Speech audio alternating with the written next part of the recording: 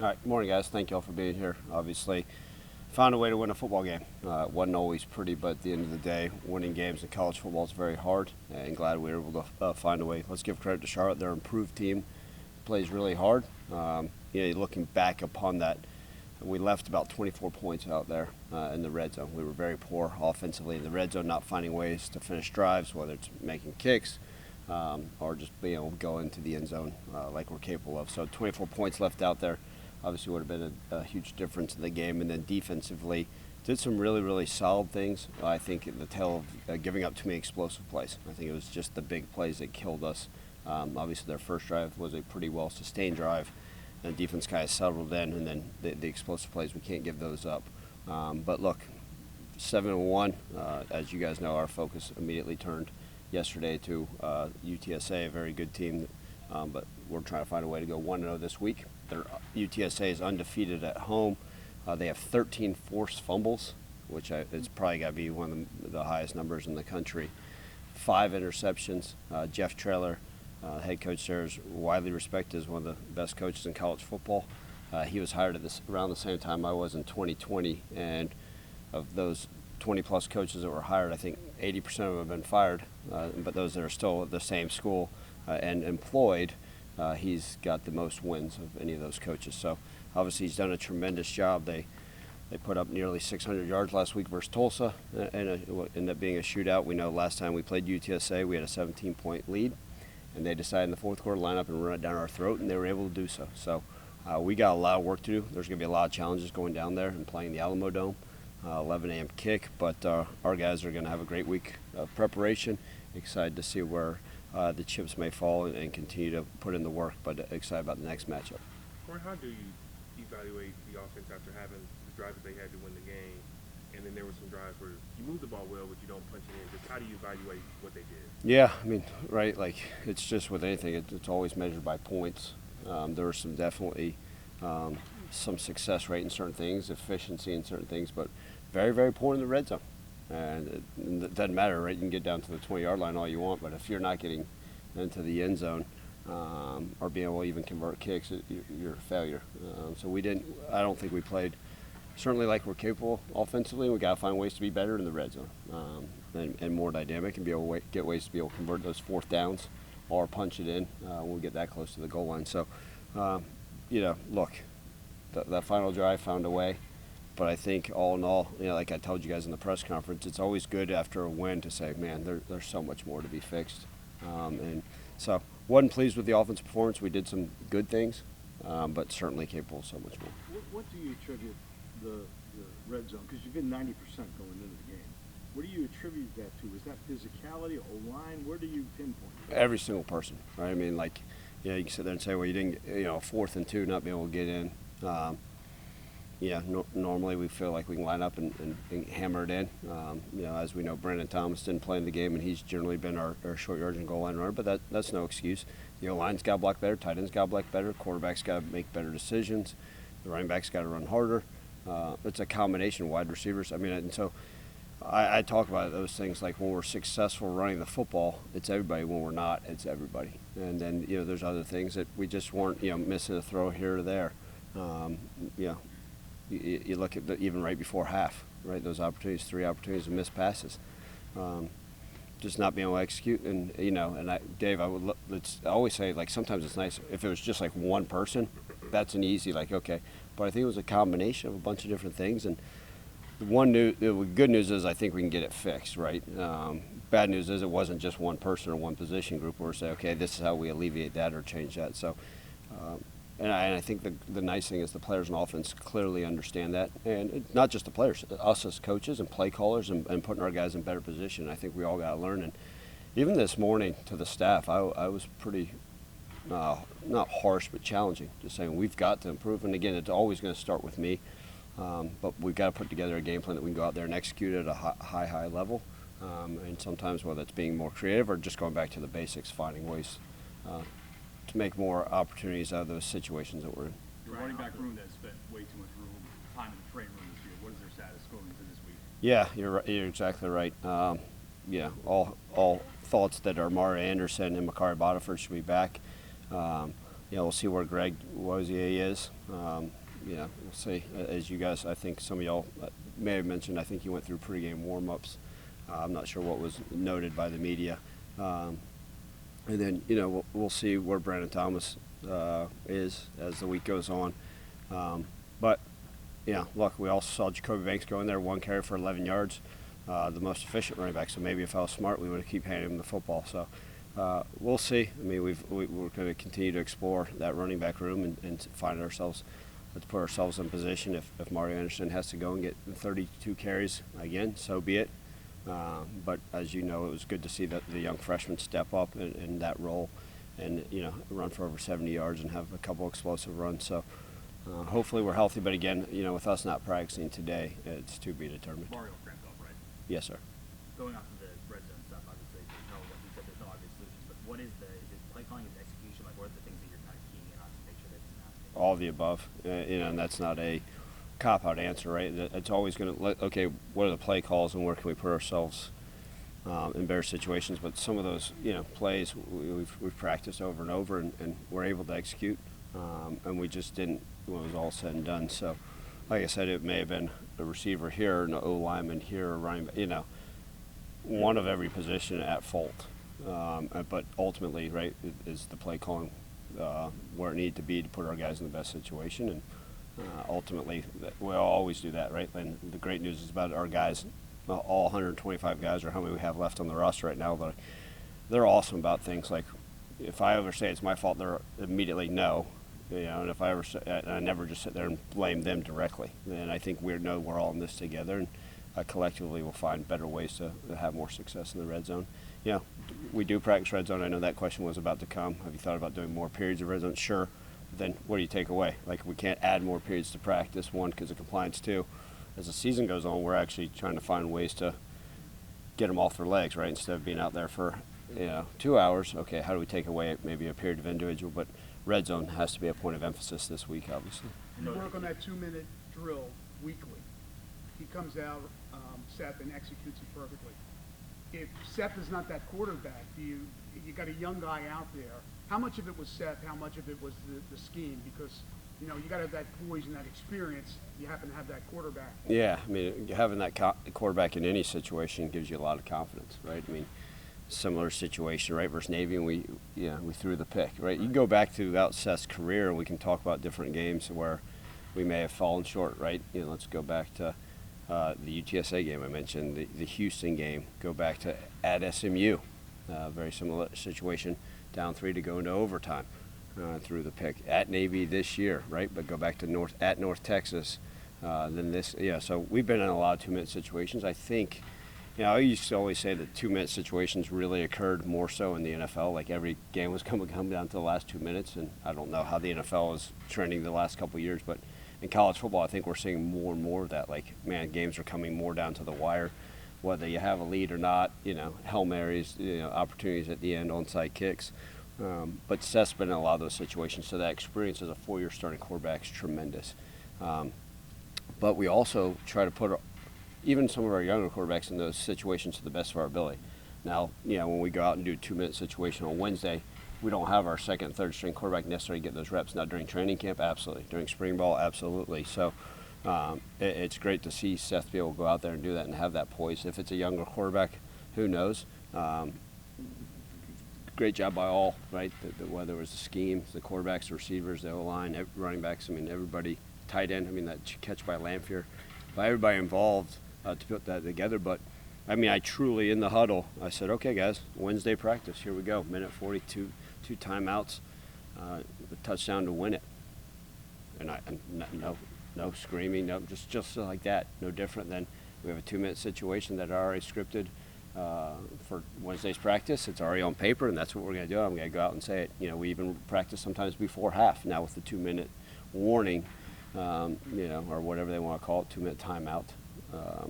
Before half, we talk about those things. So different situations, trying to, hey, maybe we're down 2. We need a field goal. We have no timeouts, 43 seconds left on the clock. The ball's at the minus 35. I think the more you can put all your guys in those situations, the better off we are, and we got to continue to practice it. But you're exactly right. Having a long-winded answer, having a veteran quarterback certainly makes it a lot easier. So for Hennigan, that breaks the record, but for Rock, who's not had the kind of season he had last year, what was that for him? Was that sort of redemption? I think more than anything, Dave, obviously tremendous catch by Rock, and had some explosive plays in that game. But the previous pass earlier in the game that, would have been a touchdown, he dropped. And he could tell he came to the sideline frustrated. And I said with a smile on my face, I said, stop that crap. Like, are you kidding me? Like, you're a great wide receiver. Put a damn smile on your face. You're going to go back out there and have an opportunity to win this football game. And sure enough, you never predict those things. But, he needs the confidence because he's such a great young man and been so productive. And so I think for him to have that drop where he was like, man, did I just let the team down, and then go back and have that game-winning catch. And I think, for Seth to be able to break the record for a wide receiver like that's huge. And Rock's just been tremendous, even though, it's interesting. A couple weeks ago, I was talking to Rock, he's not as involved in special teams. And we're sitting there talking about some of the, stats, and someone had mentioned that he had moved into top 10 all time. I think we'd maybe talked about that post-game on the radio, right? Top 10 wide receivers. I made mention, I said, he goes, yeah, that doesn't matter anything, Coach. He goes, I'm over that statistical stuff. He goes, we just got to keep winning football games. And, to me, I was like, man, that's growth.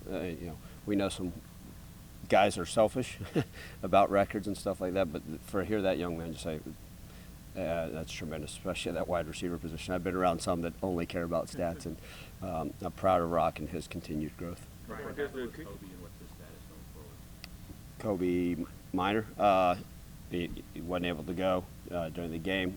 Hopeful that he can go this game. Ryan, does the kicking inconsistencies that you've had recently put you in more of an aggressive mindset in the red zone? Yeah, Frank, I think, I know we talked about that briefly post-game. I think to an effect, yes, it does, right? I think, you always got to look at playing complementary football is something I've told you guys we're doing more so this year than we've ever done. And I do look at it and say, okay, if your field goal kicker's 15 for 15, you feel comfortable, the field goal is the right thing to do, then you're going to kick it. We're always an aggressive team by nature.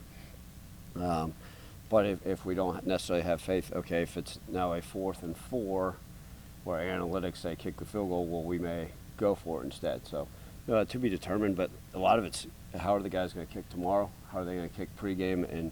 And we may go out there and make the rest of our field goals, and we'll say, oh, there was never a kicking issue. We got it all resolved, and that's the hope. It's unique because when I say we collectively, as you guys that report the media and we discuss Memphis football, it's funny, I was Saturday night, not too often I get to sit on my couch and watch other teams play with the 11 a.m. kickoff. We're sitting there watching the Vanderbilt game, and my neighbor, I won't say his name, but he's a Vanderbilt grad and a proud alum, even though he flies the Memphis flag out in our neighborhood, which I appreciate. And him and his wife and family have been huge supporters and wonderful people, much less dealing with me as their neighbor. He actually texted and asked, okay, I think the exact situation was 5 minutes left in the game. Vanderbilt was down 7, 4th and 3 on their own 35. 5 minutes, 22 seconds, something like that. He texted me, he said, what would you have done? And I'm sitting there saying, man, I don't want to answer this question. I'm trying to relax, And it poses like Vanderbilt went for it on the 4th and 3 on their own. And I think that was a play that got an interception and then turned around and led to a Texas score. But we can all sit back sitting on our couch and say, well, shouldn't he have just punted? But analytics may have told him to go for it based off of, who was favored in the game and number of points scored and the kicking situation. So it's crazy because you're constantly in your brain like, well, based off a text message and watching the game, trying to like, man, this is a lot easier when I'm actually on the sideline than on the couch trying to hurry up and think about it. So I think all that goes into factor with every decision that's made, right? Like, do you punt? Do you run your punt safe unit out there? Do you go for it? I mean, all those things, Frank, we're going to constantly analyze and see, but every week it stands on its own merits. Like, I hope tomorrow I get to come out and be like, man, our kicking game is back. We're great. Let's go. And but I'll let you know Saturday, probably about 3:30, if you're there in San Antonio with us. Follow up with a question about Seth in the 2-minute drill. When your veteran quarterback is like this in those situations, do you feel like it permeates down to the rest of the offense? 100%. And Seth, we already know, is we've always talked about him being calm, cool, and collected. And I think that's what you want for a quarterback. Now, you want your quarterback to have a little, stuff in their neck and the rest of you guys. But we don't want our quarterback headbutting guys. No offense to Johnny Manziel and those guys that have come before. But, for Seth's composure and the way he goes about things, I think that's tremendous. And we've talked about it over the years. That doesn't mean you can't show leadership, doesn't mean you can't show emotion. Anybody, and I've mentioned this to you guys before, like anybody that sees me like in the locker room right before we run out, I am a crazed loon. I'm an absolute lunatic, screaming things, yelling things. I probably have popped blood vessels in my eyes prior to us running out. And then as soon as we run out and I put that headset on, I mean, most people say, how do you stay so calm? Well, I think our team needs that at that point. We got enough guys that can. It doesn't mean I'm not rah-rah. It doesn't mean I don't show the passion energy. It doesn't mean I don't sometimes use choice words. But I think that for our quarterback to be able to model that same thing's huge. And a lot of it goes back to like just neutral thinking. You can never get too high. You can never get too low. If you're up 21 points, great. You still got to go out there and play football at a very high level and execute. If you're down 21 points, can't have panic. And so credit to him. I think that's part of his maturity. But he's one of those young men that came in with that.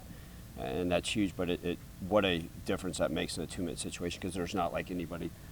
You look over our sideline and thank goodness you haven't seen a lot of panic over the years, and even more so when you have a quarterback that everybody's like, okay, here we go, and that's why I can just run out there and say, hey guys, Wednesday practice, here's the situation, all right, here's what we got, and they, cool, let's do it.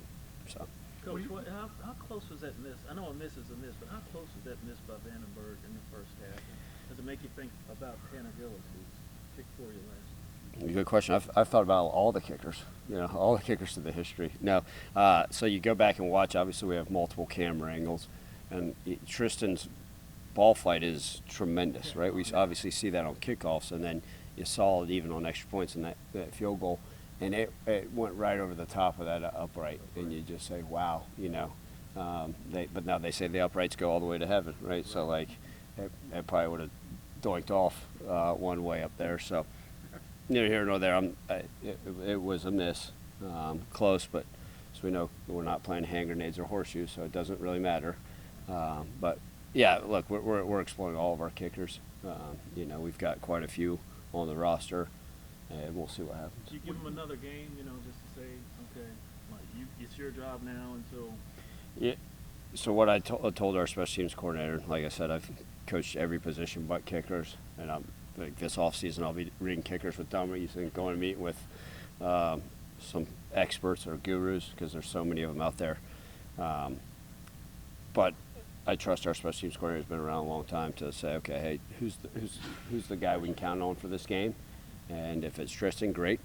If it's Costa, great. If it's Tanner Gillis, great. If it's Oliver Castaneda, great. If it's whoever, great. So we'll figure that out. Have you thought about Gillis again? Because he won the game for you against that team last year. Yeah, I have. Everything's on the table. Yeah, I mean, thought about them all. I never thought so much about kicking in my life. But Coach, what do you think about McCown, their quarterback? They had Frank Harris for like 7 years. Now they got this guy. What do you think of him? First off, he's, I believe a transfer from Colorado. I believe his father, and I don't want to speak incorrectly, was the NFL quarterback for a long time. But McCown's got a left arm, throws a very accurate ball, and does a nice job with what they do offensively. Like you watch that opening drive versus Tulsa, and run, quick out, play action shot, right? Run. Yeah, and just they're very, very efficient. They run the screen game as good as anybody I've seen. He's a good young quarterback. I think they believe he's their future, what they did. But you're right, they had Harris for so long. That's all I could ever think about with UTSA. And they're going to be a well-coached team, and I mean that wholeheartedly. I think you look at what they've been able to do. Jeff Traylor's record's like at 700. Just has done a phenomenal job with that program, with what they've been able to do. But their quarterback's great. They got great players everywhere, and you just watch them play, and they're a different team also playing at home. I mean, I've talked to multiple people throughout the country. Guys, I'm just telling you, like we played UTSA, especially in the old conference, like they are a completely different team when they play at home in that Alamo Dome, and I don't know. Like I kind of made mention. I don't know. I think we're 0-2. Or I'm 0-2. Right, lost to Cottonville and then lost last year at Missouri. So hopefully maybe we'll practice in this beautiful indoor a little bit more to get used to it. But we're going to have to be well prepared. We're going to go out there and give ourselves a chance. Ryan, two things. First, when you got that text about the Vanderbilt quarterback decision, what did you tell him? What was the decision? It's always easy hindsight, right? Like that's a great question. How about one of those like emojis with the head? You know, like I think I said I would have punted in that situation. You know, it's crazy because in every game, like we talk analytics, and I don't mind sharing openly. Like I bet analytics said like on 4th and 4, go for it based off of like score projection. Hey, are you the underdog versus Texas in your own play? Like I think a lot of that stuff, but. Down 7 with 5.5, you know, on our own 35. Punt, play defense. You know, again, I don't know how they were playing up until that point. Had it been recent scores, had they been able to stop them, you know, all that stuff goes into it. I think, right? It's always one thing to print off a book on a Tuesday that tells you here's how you should play the game, and then you're in the middle of a dogfight, and it's like, wait a second, no, this makes more sense. So, but I always try to put myself in those situations because that will help me better off. And then, you know, I always tell our staff, like sometimes we'll be watching something like I'll maybe ask like a younger assistant, what would you have done here? You know, no, hurry. The ball's got to be snapped one way or the other. And I think the more that I can put myself in those situations, it makes me a better head coach. And I think we see too many guys that are just, no, this is the way. Like, and I've got to constantly be learning, even if I'm a head coach for 20 more years, right? Like, how do I make myself better? And so putting myself in those situations is challenging, which is great. And then hopefully it's easier to answer your tough questions post-game. And then separately, like UTSA, their game against Tulsa, obviously they were doing well in the first half, second half, bad stuff happened. Do you expect, like, obviously after that game they're going to be sitting there saying that was really bad, that they're going to have a response, like, off the bat when you come out against them? Yeah, I mean, look, they're going to come out playing really, really hard, and that's what they do. You know, there's a reason. You're a very talented team if you can jump up 35-7 on a team at halftime in conference. Like, we haven't been able to do it. And, you know, our record is solid, but we haven't been able to jump on somebody like that. And so that means they've got a lot of talent and they're well coached. And so, and just like with every game, we're going to have to bring it. But are they going to be angry, frustrated? I don't know. But at this point right now, you just focus on us because we got a lot to work on ourselves. But I do know we're going to get the best thing of UTSA. We were actually supposed to play there in 2020, but that was one of those games that got canceled due to COVID.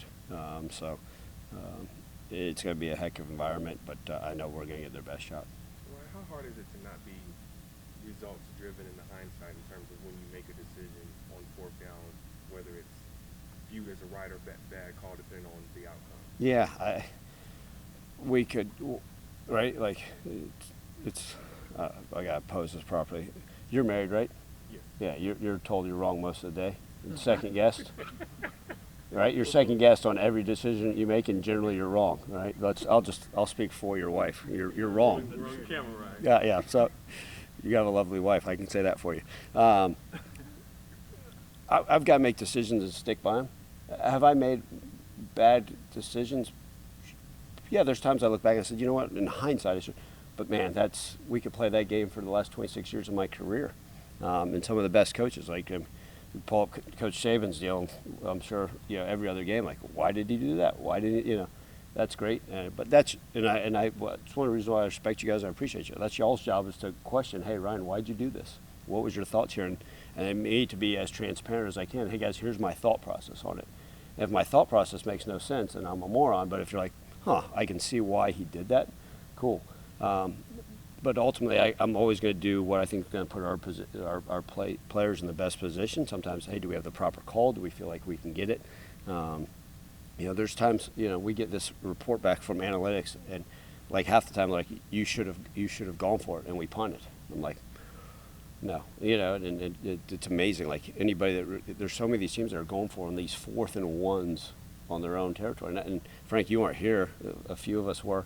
I go back and tell the story of like when we played Central Florida here, and Josh Heupel was our head coach. We had never beaten Central Florida, and it was 4th and 1, like on our own 29 on the opening drive. And analytics said go for it. And I'm like, know, what the hell? You know, I'm a young head coach. Let's lay it all out there. We go for it. We get it. We score on that drive. We end up winning the game 51-49. 2 weeks later, opening drive versus South Florida, 4th and 1, punt the ball away, play defense. We end up winning that game. Why would you? You know, it's all based off of feel and what the score outcomes.